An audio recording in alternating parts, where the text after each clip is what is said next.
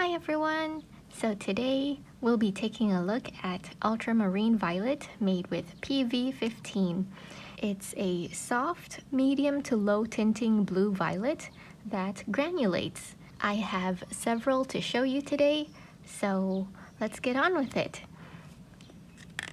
Now, the first thing I'd like to say is that I've swatched all of these. I haven't used all of them in paintings and whatnot, but I've thoroughly used the White Knights, Rembrandt, and Mijello. And the one in my current palette is by Vinci. Is that right? Yeah, Vinci. And so far I've been loving all of them. My current favorite is the Mijello, just with how it granulates and how it dries on the paper. So we'll see if after this, after swatching them side by side together and comparing them, we'll see if I change my mind and maybe I'll have a new favorite. Okay, let's get started. Today we'll be taking a look at White Knights, Mijello, Winsor Newton, Sennelier. I don't have the Sennelier artist range. Instead, I have the La Petite, their student grade range. So I'm sorry about that, but yeah, we'll still get to see something from them.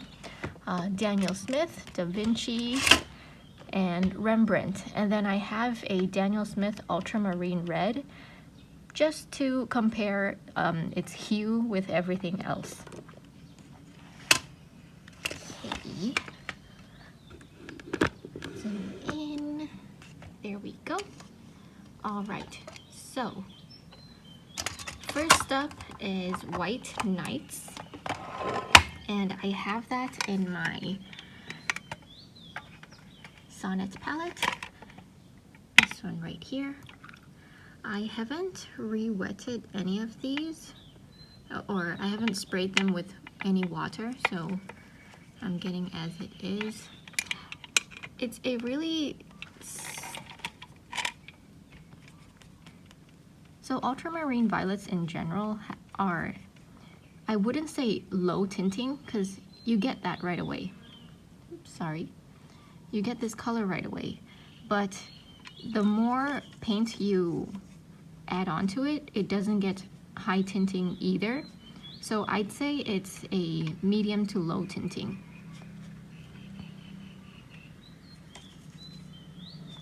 The White Knights one re-wets pretty easily. And the granulation shows up almost immediately.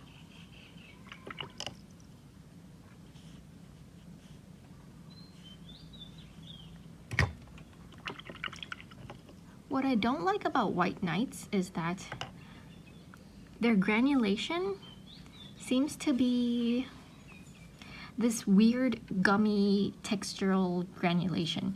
I don't know if you know what I mean, but for those of you who have used White Knights colors, watercolors, please let me know if that's how you feel as well, or if it's just me.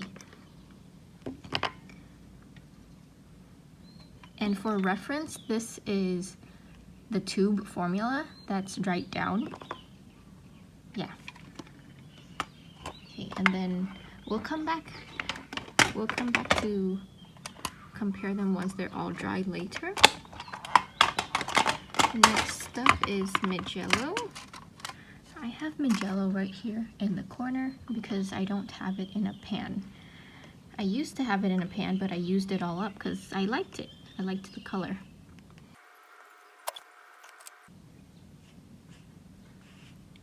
So I feel like with Mijellos, it tends to be more pigmented compared to White Knights. Either that, or maybe they put brighteners in there. Not sure. But what I like about them is their granulation is rather coarse, and I'd attribute that to, say, like Daniel Smith's granulation in most of their colors. from my experience at least. Oh, I'm not liking the blooming there. Should I leave it like that, or should I try to, I'll try to, there we go. Oh, seems like I put too much water. I'm sorry. But yeah, you'll still be able to see the granulation and the blooms and all that. Okay, next up, next pair, Winsor and Newton. I have my Winsor and Newton here. Some of these are from a very kind subscriber who supports what I do on this channel. So, thank you so much, kind subscriber, for sending me these paints to compare for everyone. Oh, Winsor and Newton seem to be rather thirsty.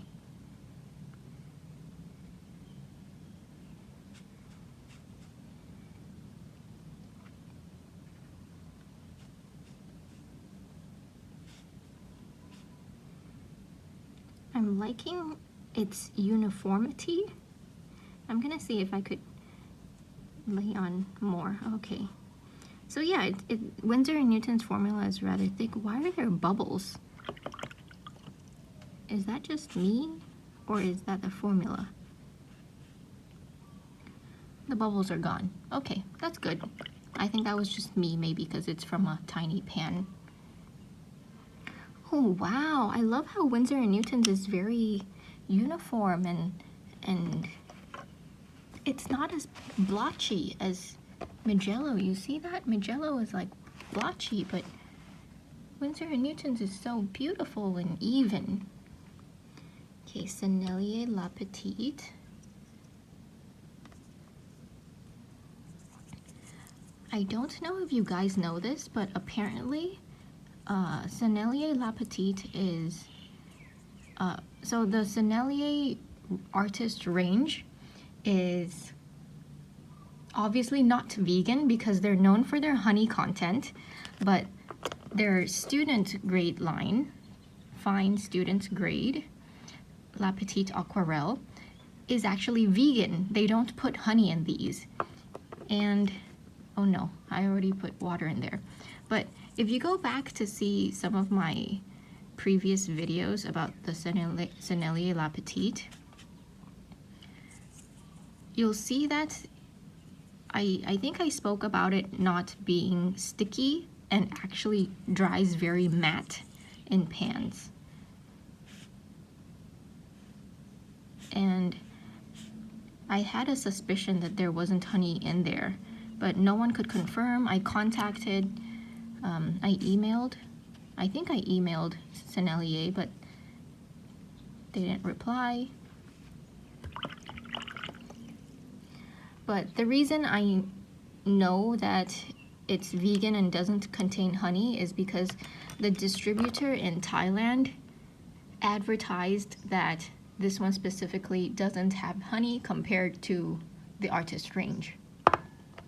Okay, so far that's looking very nice as well. I wouldn't say that's like student grade at all. Like, I don't feel that it's opaque or feels like it has a lot of filler, but that's also because this color, this pigment is a somewhat low tinting pigment, and I'm not seeing like lots of white or opaque chalkiness. So if you have this near where you are, it could be an interesting choice. I'm liking the granulation too. Seems like it's showing more granulation than the Winsor and Newton's even. All right, next up, Daniel Smith.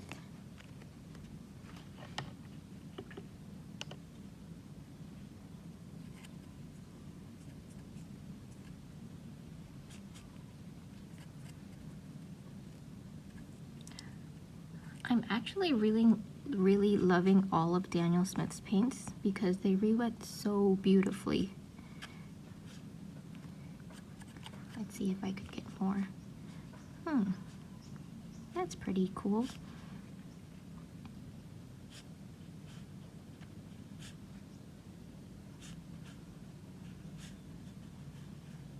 I'm gonna see if I could try to get more. Nope, not so much.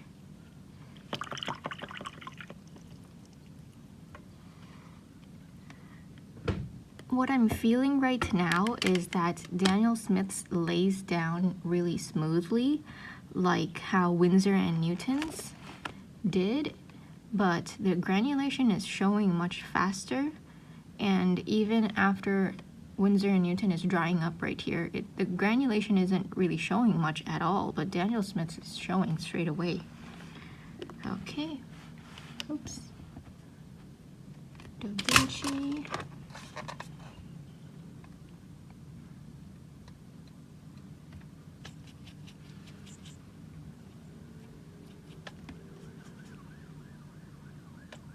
When I first swatched out Da Vinci's Ultramarine Violet, I actually felt like it was rather...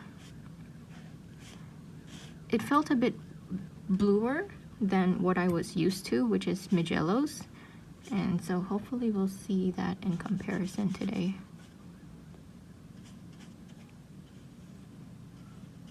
Oh my swatches are all over the place. Rembrandt here. Oops.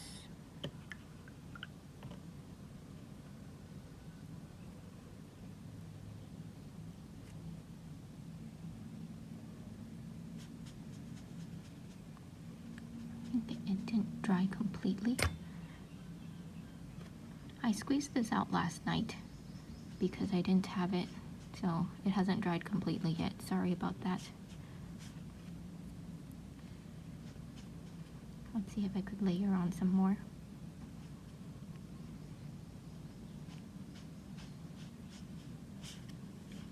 Guess it can't really go any darker.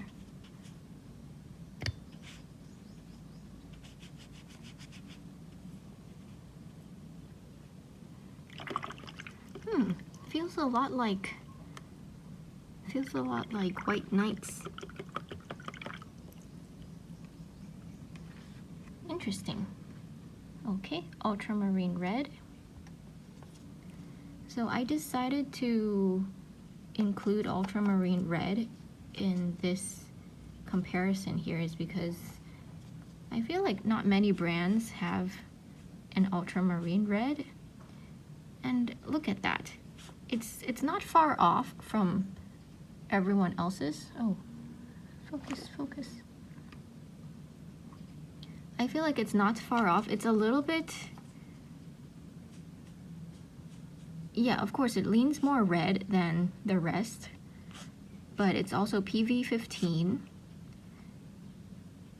And I think if you like, I have this problem with watercolors where I like certain colors, but then I'm like, oh, if it could only be a little bit more warmer or a little bit more cooler.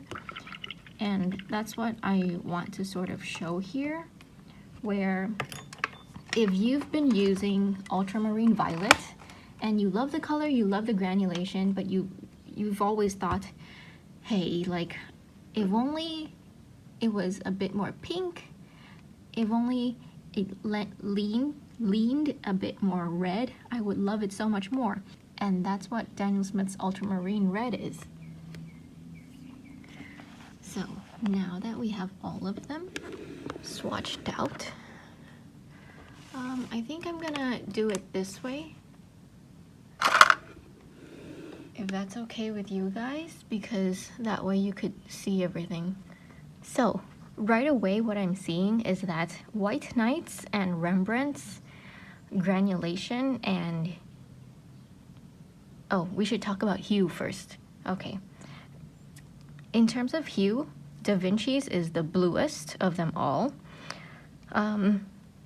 They're all blue violets, yes, except Daniel Smith's Ultramarine Red, which is the most pink of all of them, okay?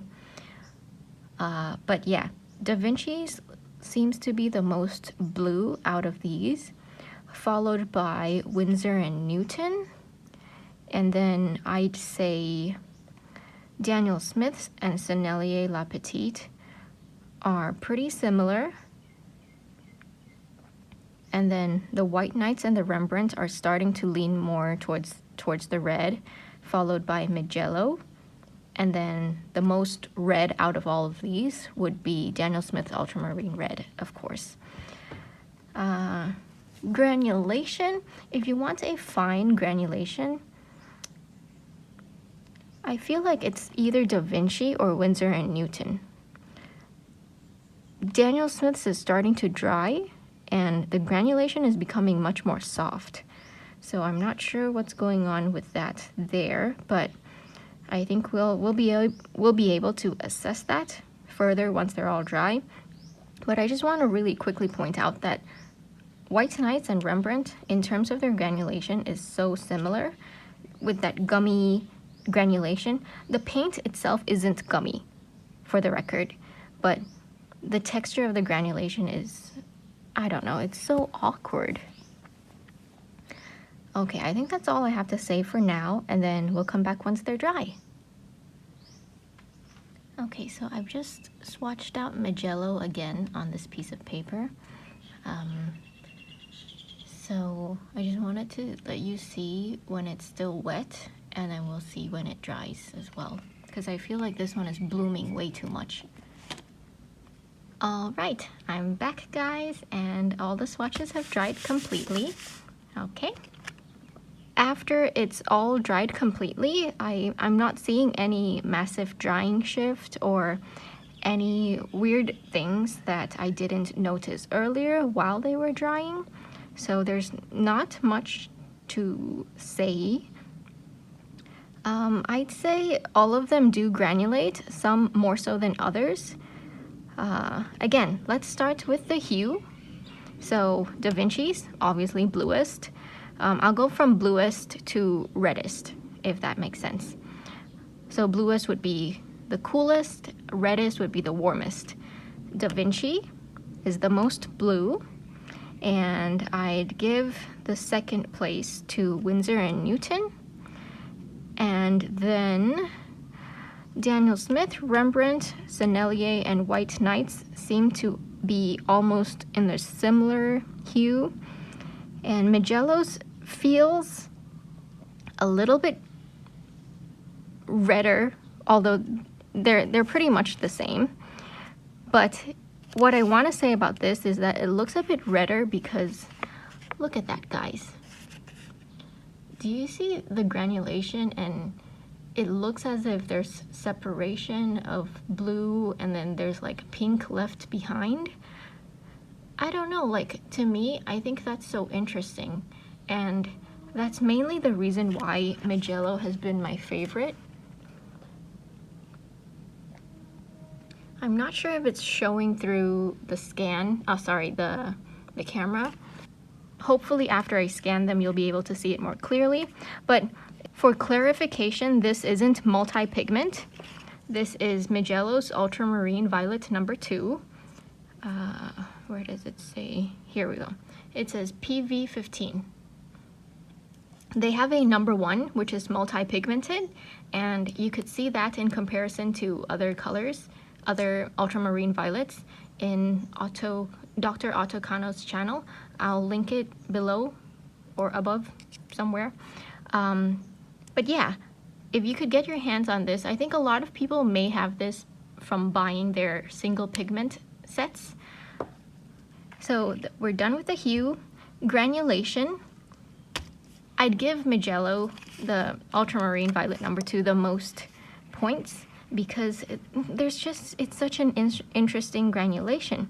Like, if I didn't see the brands and I saw this, I would say that's Daniel Smith, because Daniel Smith usually has this rocky type of granulation. And for the second place, I'll go from most granulation to least granulation.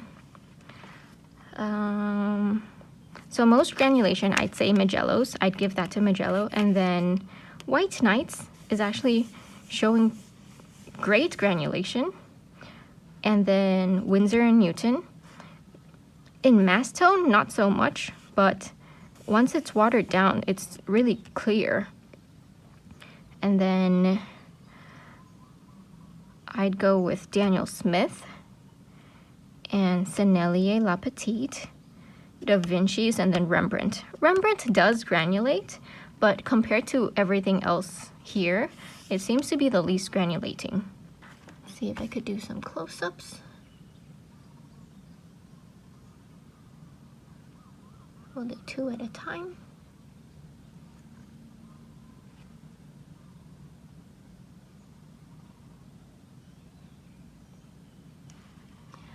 I think after having done this exercise, this comparison, so I think I could conclude that Mijello's Ultramarine Violet number 2 would still be my favorite, because how can you not like that? So which one are your favorite, guys? Which one, actually, I want to know which one you're currently using. If it's not in here, that's fine. Just comment below. I'd love to know. And after seeing all this, if you're interested to switch to another brand or something, yeah, that'd be interesting to know. Let's exchange ideas.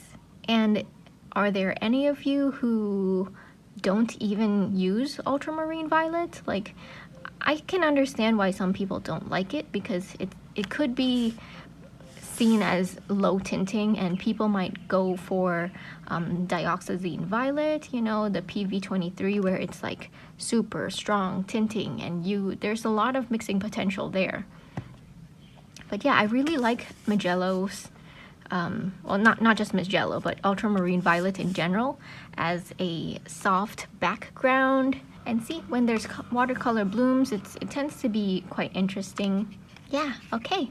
Well, that's it. Thank you for watching, guys. I'm not sure how long this video will have been after I edit this, but it's probably gonna be long. So I'm sorry, but thank you for sticking with me. And if you'd like to see the scans for these, then I'll put that right after this, so stay for that if you'd like to see those. That's it, guys. Thank you for watching. Don't forget to drink lots of water and stay hydrated.